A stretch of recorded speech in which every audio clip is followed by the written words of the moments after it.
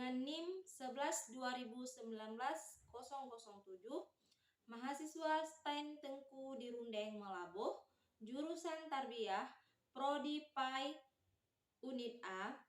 Di sini saya akan mempresentasikan materi saya yang berjudul Fuqaha Sahabat dalam Generasi Pertama. Baik, materi yang pertama yang akan saya jelaskan adalah trim fuqaha pada masa sahabat generasi pertama.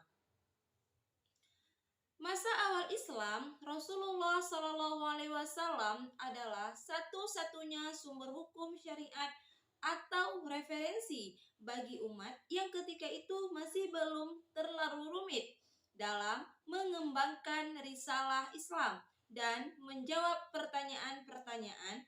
Di waktu itu, Rasulullah SAW selalu dituntun Allah dengan wahyunya, sehingga tidak ada pertikaian dan perbedaan di antara sahabat yang sangat krusial, sementara masalah pokok atau asal di dalam agama.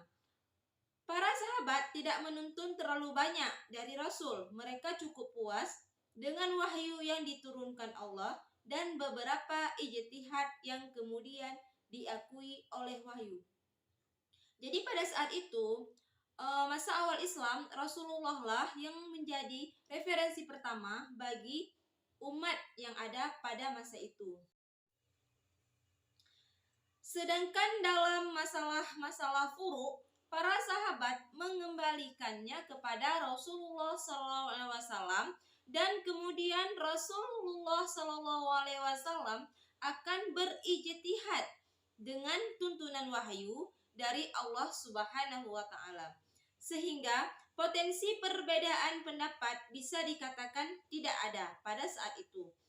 Kenyataan tersebut tidaklah berarti bahwa Rasulullah SAW tidak memberikan kesempatan kepada para sahabat untuk berijtihad dan berfatwa. Rasulullah SAW bahkan mengizinkan beberapa orang sahabatnya yang dianggapnya mampu,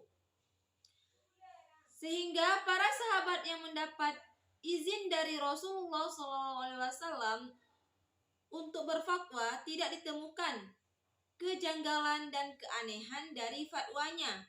Bahkan dalam prakteknya, jika mereka ragu, maka masalah yang dihadapi akan dikembalikan kepada Rasulullah SAW.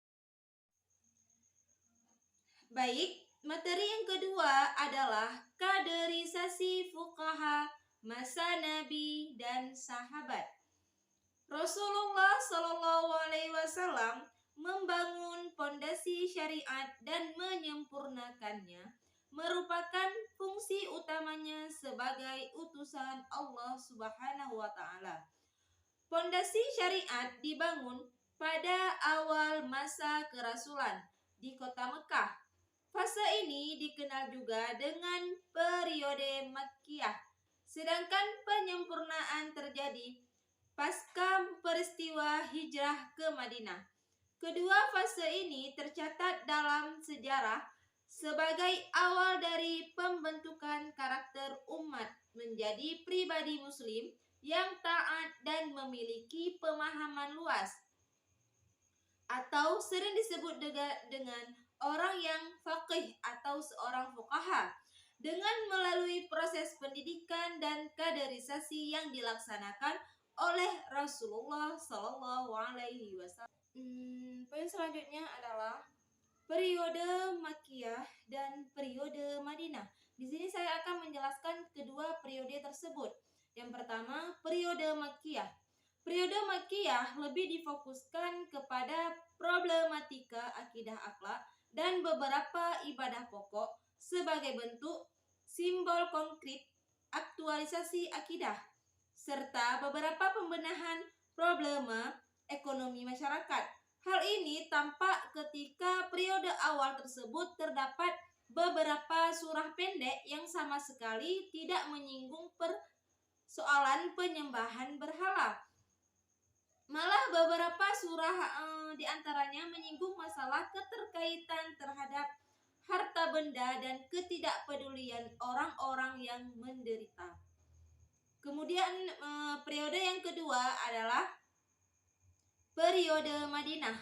Di periode Madinah ini merupakan tahap penyempurnaan dan pembangunan secara utuh. Hal itu disebabkan karena karakter sosial masyarakat Madinah lebih terbuka terhadap ajaran Islam. Pada fase ini disempurnakan aturan praktis syariat Islam, baik dalam hal ibadah maupun dalam hal muamalah. Rasulullah SAW adalah satu-satunya sumber hukum dan syariat atau referensi bagi umat ketika itu. Meski dalam beberapa kasus terdapat beberapa sahabat melakukan ijtihad, namun selanjutnya diperhadapkan kepada Rasulullah SAW. Setelah Rasulullah SAW wafat, maka terhentilah tasyri', sebab wahyu sudah tidak turun lagi. Demikian juga dengan sunnah. Masa selanjutnya adalah periode sahabat. Periode ini merupakan periode yang sangat menarik karena perkembangan hukum Islam sangat dinamis. Penyebab kedinamisannya adalah nas sudah tidak turun lagi. Sementara persoalan-persoalan manusia selalu muncul dan memerlukan jawaban hukum.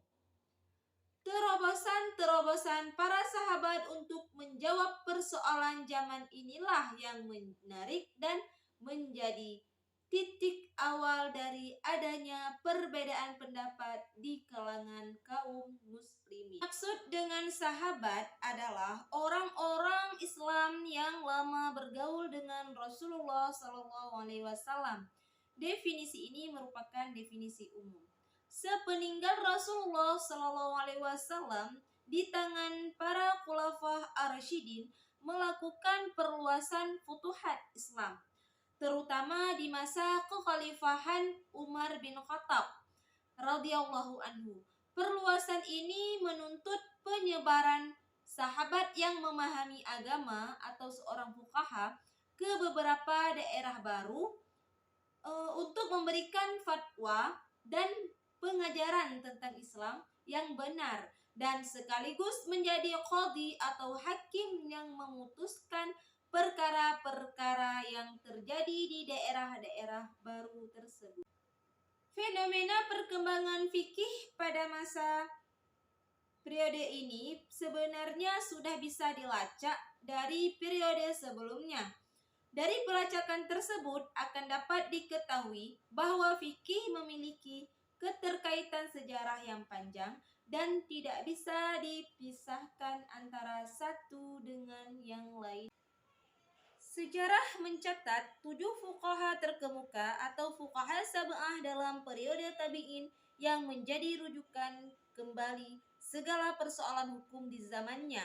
Mereka itu adalah yang pertama, Sa'id bin Musayyib, lahir pada masa pemerintahan Umar bin Khattab dan wafat di tahun 93 Hijriah. Ia punya murid yang terkenal pemerhati hadis bernama Ibnu Syihab Zuhri, yang merupakan guru dari Imam Malik.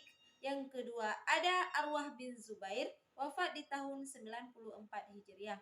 Yang ketiga ada Abu Bakar bin Ubaid bin Haris, wafat di tahun 94 Hijriah.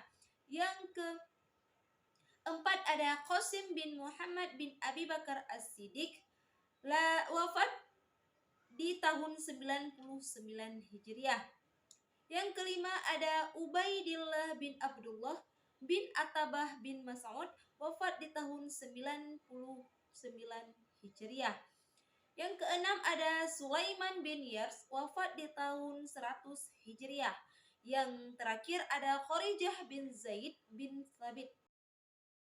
Oh my God, I think it's happening again. Swore to myself I would be letting it end, but every time I look at those brown eyes and your smile, oh your smile, run into you on a break in the hallway, and I get nervous, you're so cute, there's no way. Say that out loud, well what now? Please don't let